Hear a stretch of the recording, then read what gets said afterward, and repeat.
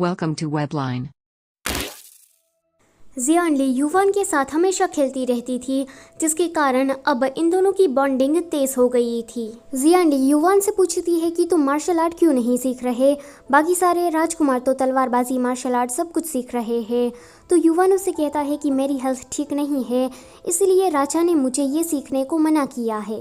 जियानली समझ जाती है कि राजा का कोई इरादा नहीं है कि वो युवान को शक्तिशाली बनाए, इसलिए जियानली अपने किसी कबीले के मास्टर के पास जाती है एंड उसे कहती है कि क्या आप युवान को मार्शल आर्ट सिखाएंगे।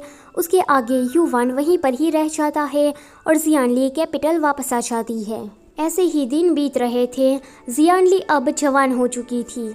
उसकी जो पर्सनल मेट थी वो उसे सलाह देती है कि अब तुम्हारी उम्र शादी करने के लायक हो चुकी है, तो किसी भी सियासी मामले में मत पड़ना। राजा बूढ़े होते जा रहे हैं और राजकुमार सारे जवान हो गए हैं, तो किसी को तो राजगद्दी संभालनी होगी और यहाँ पर राजगद्दी के लिए युद्ध भी होगा, तो तुम इस मामले में तो बिल्कुल भी मत पड़ना। सालों से चलती आ रही दोस्ती पल भर में दुश्मनी में बदल जाती है, ये किसी को नहीं पता, तो तुम किसी नॉर्मल इंसान से शादी करना। जियानली उसे कहती है कि मुझे शादी करने में कोई भी इंटरेस्ट नहीं है। इतना कहते ही वो बाहर चली जाती है। बाहर आकर वो युवान के बारे में सोच रही थी कि कब वो वापस आएगा। थोड़े दिनों के बाद युवान वापस आ जाता है। जियानली उसे कहती है कि राजगद्दी संभालने का काम तुम्हारे बड़े भाई कर लेंगे, तुम जाओ समन कबीला और मेरे पिता से मेरा हाथ मांगो। युवान कहता है कि मैं ऐसा नहीं कर सकता, अगर डायरेक्टली मैंने तुम्हारे पिता से तुम्हारा हाथ मांगा तो मेरे डैड को लगेगा कि मैं बगावत कर रहा हूँ, इसीलिए पहले मुझे अपने डैड से बात करनी होगी। जियानली कहती है कि ठीक है, कल तुम बात कर लेना। अगले दिन युवान ने अपनी शादी की बात राजा से कही थी, तो राजा ने उसकी परमिशन दे दी थी। अब इन दोनों की शादी होने वाली थी। सब कुछ अच्छी तरीके से जा रहा था, पर यह भगवान को मंजूर नहीं था। जियानली के कबीले पर दुश्मनों ने हमला कर दिया था, तो जियानली के डैड सरहद पर युद्ध लड़ रहे थे। इस युद्ध में 2000 से ज़्यादा सैनिक समन कबीले के मारे गए थे। यहाँ पर युवान को राजा ने ऑर्डर दिया कि वो नॉर्थ साइड पर युद्ध लड़ने के लिए जाए। युवान जाने से पहले जियानली से एक बार मिलने के लिए आता है। वो उसे कहता है कि मेरा इंतज़ार करना और किसी दूसरे इंसान से शादी मत कर लेना। इस हेयर पिन को मेरे गिफ्ट के तौर पर रखो, जब मैं वापस आऊँगा तो तुम इसे पहनना। जियानली उसे कहती है कि जल्दी ही वापस आ जाना और जिंदा आना, वरना मेरी शादी किसी दूसरे इंसान से हो जाएगी। युवान उसे कहता है कि मैं ज़रूर वापस आऊँगा और मैं ये कभी होने ही नहीं दूंगा। वो उसके फॉरहेड पर किस करता है एंड वहाँ से युद्ध लड़ने के लिए चला जाता है। ऐसे ही महीने बीत जाते हैं। यहाँ पर जियानली के कमरे में शमन कबीले की एक जासूस आती है।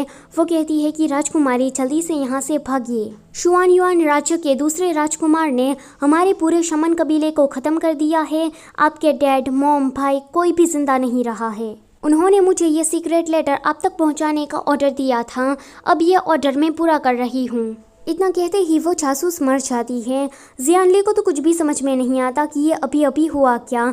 तभी ही वहाँ पर राजकुमारी इनिन आती है। राजकुमारी इनिन कहती है कि जियानली जल्दी से यहाँ से भागो, वो लोग तुम्हें मारने के लिए आ रहे हैं, ऊपर से तुम्हारे पूरे कबीले को ख़त्म कर दिया है। जियानली बेचारी तो शौक हो जाती है। राजकुमारी इनिन कहती है कि सोचने का बिल्कुल भी टाइम नहीं है। वो उसे मेट के कपड़े पहनाकर राजमहल से बाहर ले जा रही थी। वो उसे कहती है कि जल्दी से यहाँ से निकलो और इतनी दूर चली जाना कि कोई तुम्हें ढूंढ ना पाए और कभी भी वापस यहाँ पर लौटकर मत आना। ये लोग जा रही थी, पर रास्ते में इनिन का भाई मिलता है। वो इस जमाने का चियान था।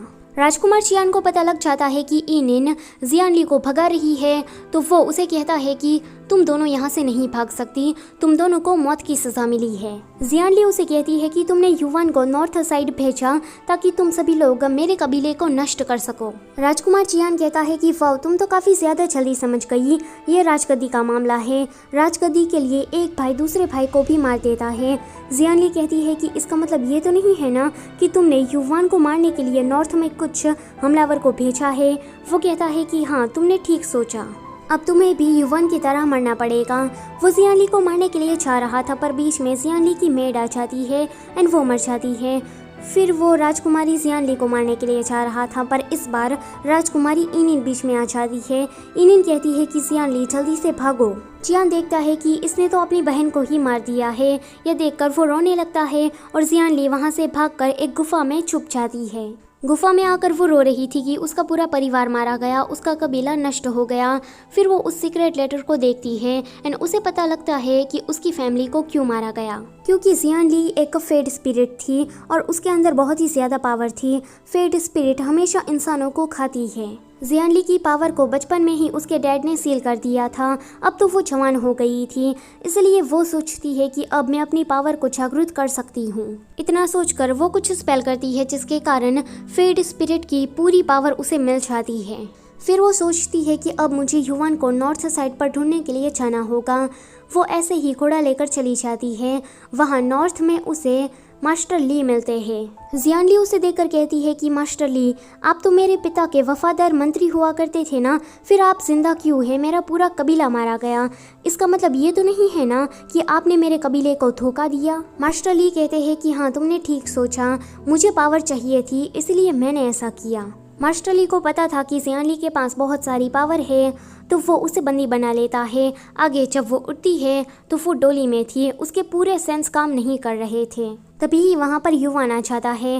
वो कहता है कि आली, मैंने तुमसे कहा था ना कि तुम मेरा इंतज़ार करना, फिर भी तुम शादी करने चली आई। जियान ली सोचती है कि ये तो युवान है।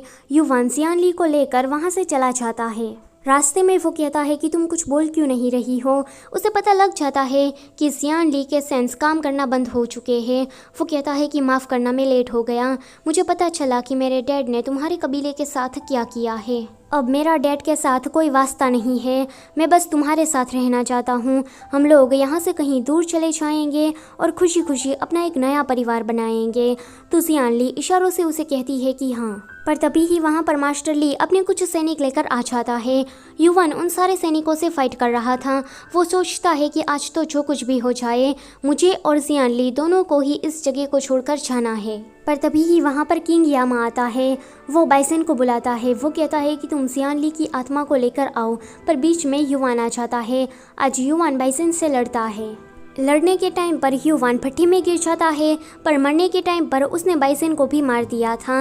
यह देखकर किंग यामा गुस्सा हो जाता है। सो आज का चैप्टर होता है यहीं पर ही ख़त्म। Don't forget to like, share and subscribe. Thank you for watching.